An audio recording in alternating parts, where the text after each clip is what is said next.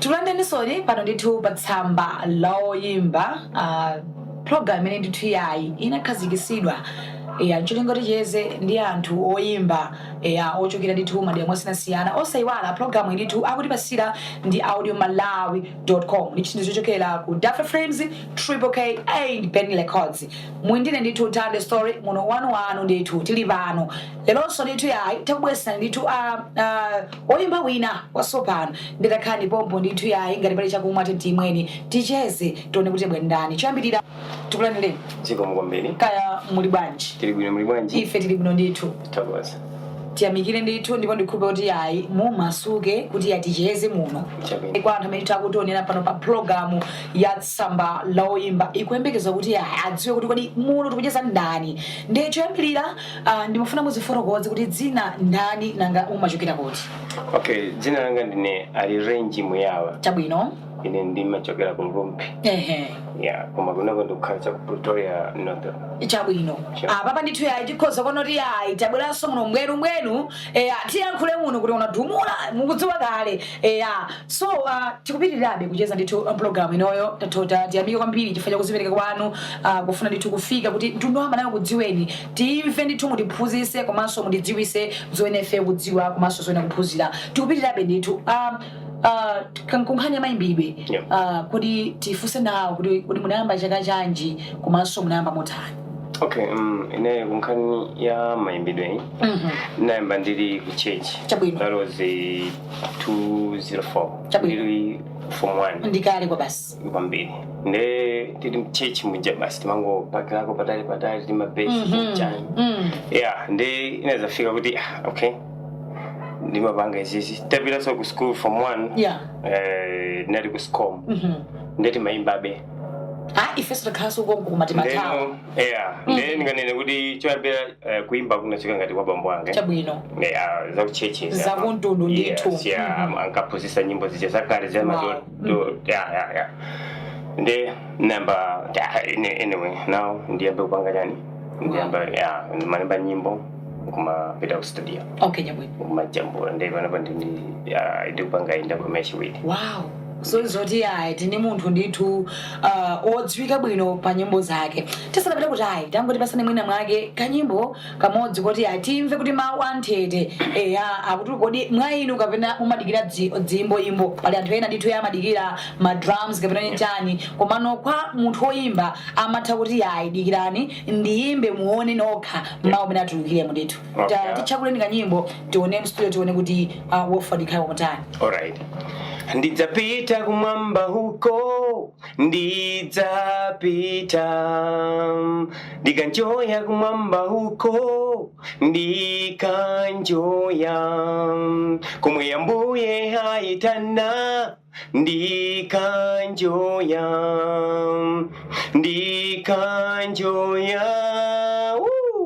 Mulungu wanga mbuye wanga dziko la pansi ndatodwa nalo mafuto kuchuluka matenda njala nkondo imfa yankho langa ndinu mbuye mwainu noka ndinyadila.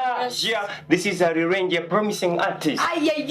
Zinokotori azobhebhela ndithu wanthu kuchapa ndithu gospel makatiti fusiranga ndisanapitire nkumadi ndichamba chanji chimene mumayimba kapena maaba mwana mumapezeka zamba zanji. Ndimayimba gospel koma mapezeka afro chabwino reggae. Okay, mori yayi zose ndithu matha kuswanya ndithu bobo even amapiano so fuso kumati nyimbo imene mwayimbayi kuoneka ndithu yayi ikukamba za mbuye komanso ndithu muli chipulumutso menemo ndithu nyimbo yabwino mphamvu ndefunso langa mafani bwere pang'ono kuti kodi nyimbo imene mwayimbayi ilipo kale kapena kuti mwangopeka pompani. Nyimbo imene nangoyipeka pompani chabwino ande apapati mafuna kuti yayi mupirire pang'ono tayimba ni nyimbo tilimo muno freestyle ya pompa ife ngofuna ka freestyle kamuno kena kake tuone kuti tikutsumani bwanji. Okay. Sanga wako wakute mwana nayo na mnyako hine na musanga makola iwe ngaheni sono chalo imwe chasuzya umanye kuti umoyo wako sanga wako wakute mwana nayo iwe sanga wako makola iwe umanye kuti iwe. Yeah, this is a promising artist. Okay, it seems like we to do it abe. That is very jiwa muno fa ena ndikuzoba no the kind mari kupublika kama matero something that yeah, so some of us we don't know anything about chitumbuga so tabanga ndika freestyle pesa wako wokondana naye danchako hii ndamu pesa magwila sanga kulele izo ababa apisi upeze wako something died yes aba nimepiga tu melodies zina beje mwati ndani kodi alirange muyawa alirange so amga tikakamba nkhani ya music industry nditsina lili ndilo mene nditu antu they used to call you they used to call me alirange that's something that's sure. Nice name and beautiful name just like that so nimafuna ndifuse okay tukupitirirabe futso kumati mene munambira nditu kuimba nyimbo zanu from 20 to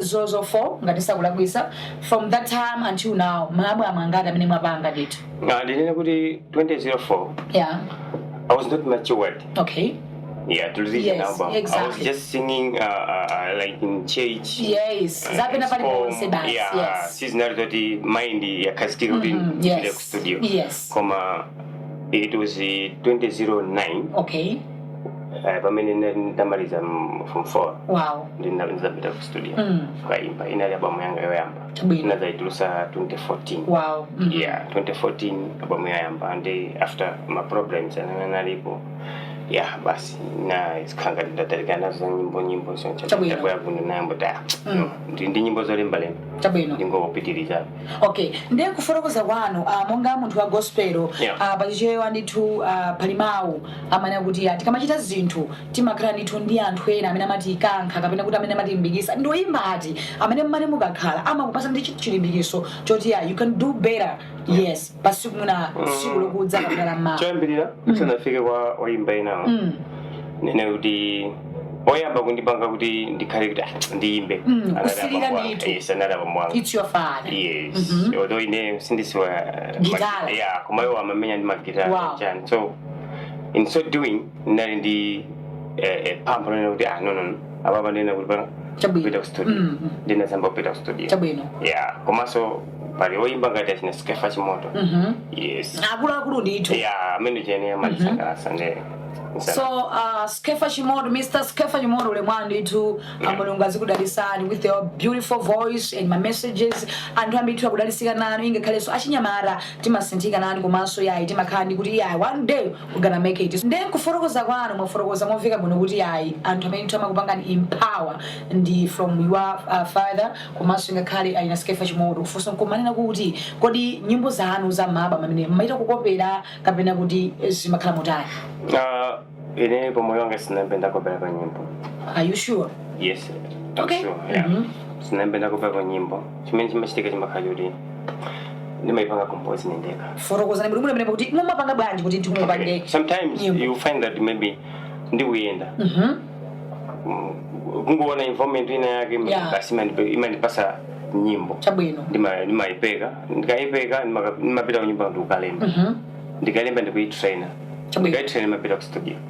Kusozoti ndipezepo mwayaba mukhala kuno kudziko la South Africa mukuona mmene ndithu yayi moyo kuyendera tamva ndithu anthu amakamba kuti moyo umama ndi wovuta dede makhala ndithu othamangisidwa koma nkhani soti taba yayi koma nkhani yoti tisake tipezeka ngachepe semseme ngati nomwe muforokozera kuti zimatha kutheka dziko lathu la Malawi mmene tikuvutira mukhozopeka nyimbo yo alangiza kumaso mwina kupereka mwina uphungu olo mwina kudzudzula kumene zinthu zolakwika zina ndi zina which means you are good sing and you can do it better something exactly, like that okay to be labi mwina tisinapite patali zoteka timafuna tingopempha nawo mundipase mwina nyimbo imodzi tivine pano thereafter tione kuti tichite mutani chabwino tipaseni ndithu timvere pano tione kuti tivine mutani. Okay, nyimbo imene ndakubweresera pano kuti mine mwake nkusimuka naye ndikuvina nakasi ndizimenda imodzi ndi nkuisa kwinu chabwino nkuisa kwinu imene chichowa chake kuti forokoza mutani ikufotokoza kuti ndikubwera kwa inu Yehova ndikubwera kwa ine Yehova enchitumbuka ndiza queen. Yeah, you can see that little by little I can learn something and ine ndingadumura wana waka pano ndiyankhula chitumbuka ndiyoyoya. So guys, watch out pamene tuyayi tikonene tu nyimbo imeneyi itilimbikise tibweso zambiri pano. Watch out and stay here. Kwizaba maso pinu Yehova na masuzyo ya kupambana bokelelani masuzyo yawe ndine muntu wakwananga chalo ichi chanange machimu pose pose teula dada kwiza kwinu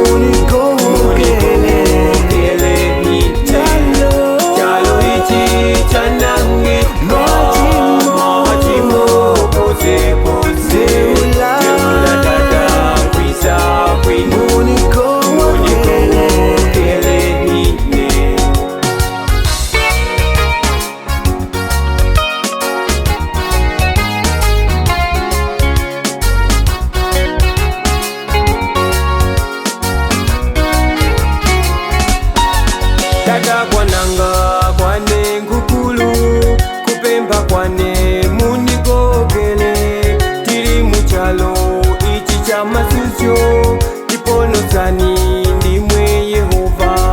Tata kwananga kwane ngukulu kupemba kwane munikogele tiri muchalo ichi cha masuzyo tiponosani ndimwe Yehova.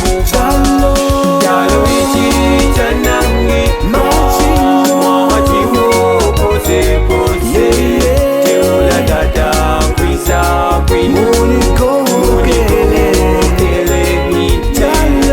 chalo ichi chanange machimu pose pose teula dada kwiza kwinu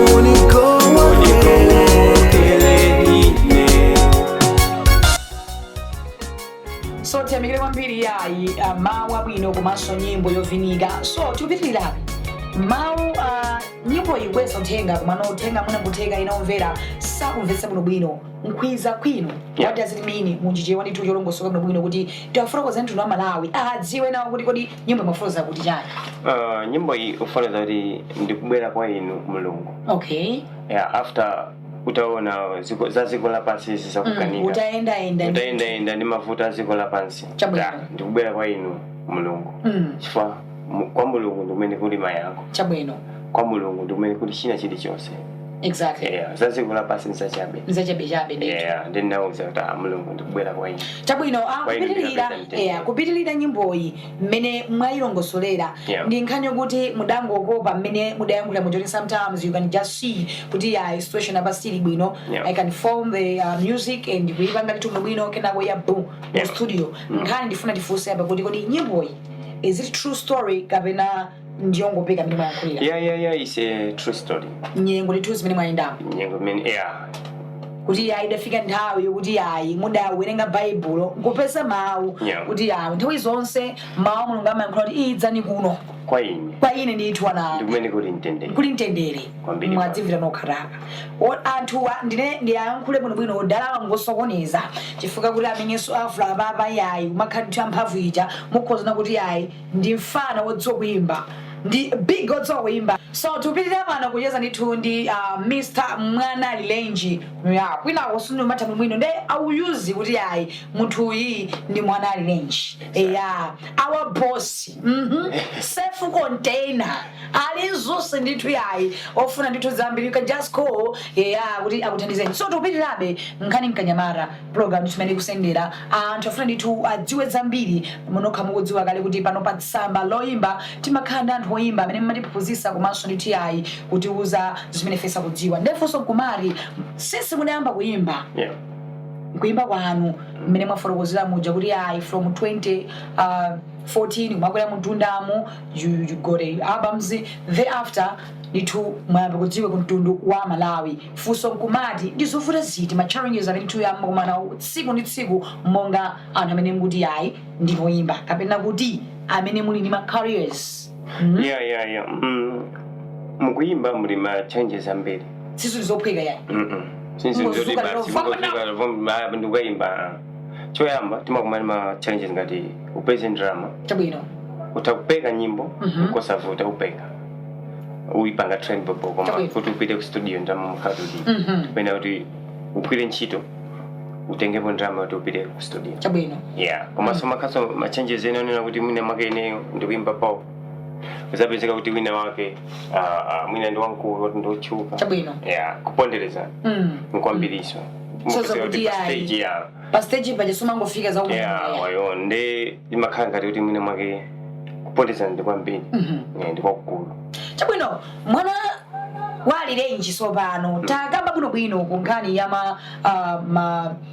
mavuto amene makumana nawo mmene wayankhulira kuti ndi zinthu zovuta kwambiri kuti music ukhoza kumayenda ndithu mwachibwanabwana ineyo kwambiri ndimafuna ndifunse komanso mwina mwake mwadziwitse bwino Malawi kuti kwenikweni it's not easy muti ndi muti cause ndimaona ngati kuti kunkhani ya mayimbiri ukhoza kungozuka ndikungoyamba kuti hallelujah something that so mmene mafotokoza kuti nkhani ya zachuma ndi mmene samakhala yani yovuta kwambiri so kunkhani yangati nyimbo ndizokuti mmapanga ulere kapena kuti mmakhala ndi kuti mwakumana ndi anthu okuma mtima kapena zimafunikanso zinthu timikekonso mtima ababa sinapeze ngati munthu ondithandiza chabwino zonse zindikumapanga ngati ali range thumba lanu ndithu la kumuthandiza ndimayesesa kugwira ntchito apa ndi apa ndipeze ndalama ndipite ku studio oh my gosh ndikajambule nyimbo tisayiwalenso panepo imene mukuwaoneramu ndithu kuvala kuzilemekeza komanso kopanga present kuti munthu woyimba zimene zikusonyeza kuti ndalama zimene ndithu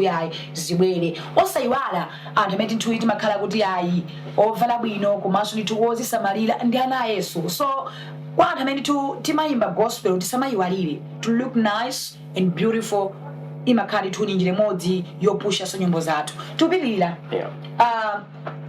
sindikudziwa kuti ndinokwatira kapena are you single ine ndisaname ndine munthu wokwatira ndine munthu wokwatira funso langa silimafuna kuti ndidziwe kuti ndine wokwatira kapena ndimandifuna ndifunse pankhani imene ndibwera nayo okay ndine woyimba machallenges amene mumakumana nawo enanso mwandikhoza kufunsa amene mundifotokozera akazanu ndi woyimba kapena akazanga ndikanene kuti soyimba ndiye mumakwanisa bwanji kusamala mkazi komanso kuti ndithu mukhale nthawi yogwira ntchito chakudya komanso ngakhale moyo wa tsiku ndi tsiku uyende komanso nomwenu mukhale nthawi yopanga za nyimbo mumakwanisa bwanji chifukwa chake ndimamutamanda kwambiri Mulungu ndi amene amandipasa nthawi kuti nthawi khale nthawi yoyimba yosamala banja chabwino moti womayi ndithu samadala ndipo amadziwa akati weekend umama vrani gogoda tikanjoye weekend iyi ndifuna mundisiye ndipange dzambwe amalola so bwino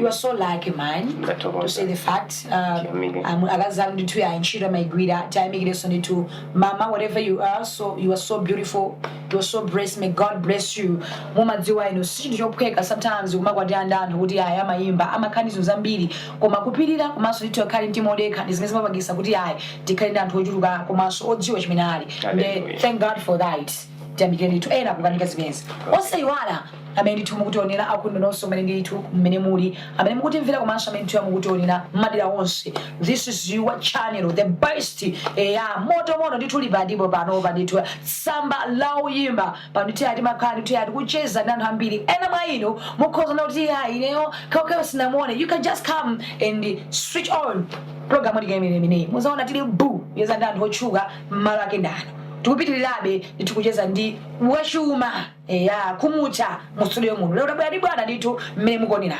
tikupitirirabe okay ndithu ndimene tineneramo ndisanapite patali kodi zina nje mwati ndani alilenji muyawa ena mangu ndicha kuti mwana alilenji dzina ndachilendo komanso sidamvepo inenso mwina nkuyamba inunso nkuyamba tikupitirirabe ndi programu yathu yokoma ndithu imene timacheza ndithu ndoyimba pano ndithu tili ndi mwana alilenji you can feel that this is a rich person the rich guy the rich man here in studio so tupitirabe funso langa likhoza bwerapo kuti how do you push your songs mumadziwa anthu makhanizo siyana so can you just tell us more about this?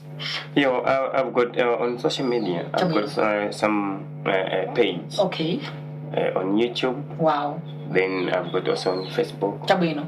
Then I also do on the radio station. Even you are on groups so that you can post. Yeah. Okay. I can see that you got a lot of some of you. Last week I remember tinkayizani munthu wina pano anachuni kuti ayi pa Triple K films dimataso nditudani kusunga zinthu zathu. So before I proceed, can you just remind me pankhani kuti muli ndi magrupu komanso ngakhale pa Tsamba la Facebook dzina ndani kuti muna mwange anthu akhoza kupezani komanso ngakhale magrupu amene ndi ati? Ku Facebook dzina limene ndinalembetsa ndi Patrick Alirenji Muyala atandipeza pa dzina limene Patrick Alirenji Muyala. Ngati kuma groups ko ndili pa Music Lovers Group. Chabwino. Imapanga za nyimbo. Yeah, ndiliso pa Wave Diamond Records. Ndiliso pa Friends of Malawi. Wow. Yeah, ndipa Zodiac. Kusunyuza kuti ayi wanthu akuzopezana ndithu maside onse amene tu angafune munthu. Exactly. Thanks so much for that. Right, tikupitirabe afunso kumene zoti kodera khala kuti munthu akufunani komanso mwina mtundu wa amalawi amene kuonerani ndi zoti mwina mwake akuyankhuleni angakupezera motani. Atawundipeza pa manambala awa. Chabwino. Ndili pa WhatsApp ndi nambala iyi 082 Chabwino. 696 3955. Ndibwerezenso 082 696 3955. Inaso ndizotheka ikanoso atawundipeza so pa 0 atawundimbira pa 061 474 6108. Chabwino. Awa ndithu ni manambala amene akuyenda amene ndithu mungapeze akhumu chathu leto munthu wa ndalama zake oupeza mtima. Nkhani tikutena ndithu pamene popo. Ndeti tikupitirilabe nkhani ya music imene mwafuna kuzinamo. Funso langa nkumati mungalimbikise zotani amalawi komanso kwa anthu ndithu amene ndithu ali ndi career ya mayimbidwe. Chomwe ndingalimbikitse anthu amene azizanga amene akuyimba ola amene akubwera kumene. Chabwino, even my upcoming artist. Yes. Ndingolimba mtima. Chabwino. Uzipange iweyo kuti ndili momwe moyimba. Ungolimba mtima basi palibeso chambiri. Osimapanga ndichunga lizoti ukungokopera. Zokopera sikuyimba. Koma zichite kuchokera mu mtima. Mu mtima ndithu. Apa ndithu tikupitira pa mtsinde wa programu ya tsiku la lero ndithu pamene timachezana mu studio muno mawu omaliza amene ndithu yayi timafuna tipemphe timafuna tifunse wanthu ayembekezere zotani kapena kuti mtundu wa Malawi uyembekezere zotani kuchokera kwa ine. Mtundu wa Malawi uyembekezere zabwino. Kwa ine chifukwa nyimbo zimene ndaimba mu albamu iyi yachiwiri nyimbo zabwino zogwirika kobasi zamtembeneza moti mu Malawi pene pali bonse ndithu. Ndi nyimbo zabwino kwambiri. Ambuya kudalise. Ndipo akazimvera ayi moti ma albamu ndithu tiyembekezere kuti azituka ndithu motsatana mwakathithi. Tiyamikire kwambiri mwina kutheka mawu omaliza sanakusekeni kunja mtisanatuluke mu studio muno. Mawanga omaliza kwa mafans anga onse ondikonda ngati Alirenji. Chabwino.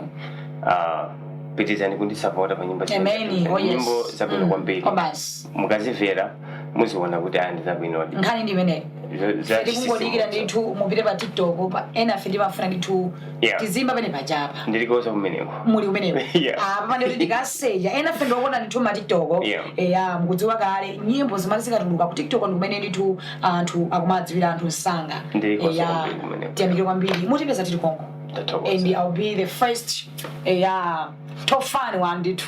Tiyamikire kwambiri faida kufika kwanu. Ambuya kudalise. Apa ndithu ndi pa nsiziro pa programu yathu ya siku la lero pa Tsamba loyimba AudioMalawi TV imene timacheza ndi mwene chuma ndithu Mwana Alirenji. Ena kumadabwa kuti kodi dzina lili kubwera motani iye ndi imene ndithu malimvera munthu wake ndi amene iyi ndithu ndi bwana nthawi zina tisamayiwale amati mawu amalenga kutereko nawonso ndi khumucha chifukwa cha dzina lokha. Even you can just find a surname, a good surname, so that you can be okay. Also, you are branding a 1 turn story pano pa Tsamba loimba pa AudioMalawi TV. Also, you are the program in to amati basira nthawi sonse ndi AudioMalawi.com. Nichinizochokera ku Dafa Frames, Triple K, and Ben Negots. So don't forget to subscribe, like, comment, and share on AudioMalawi TV. Boof. Bye bye.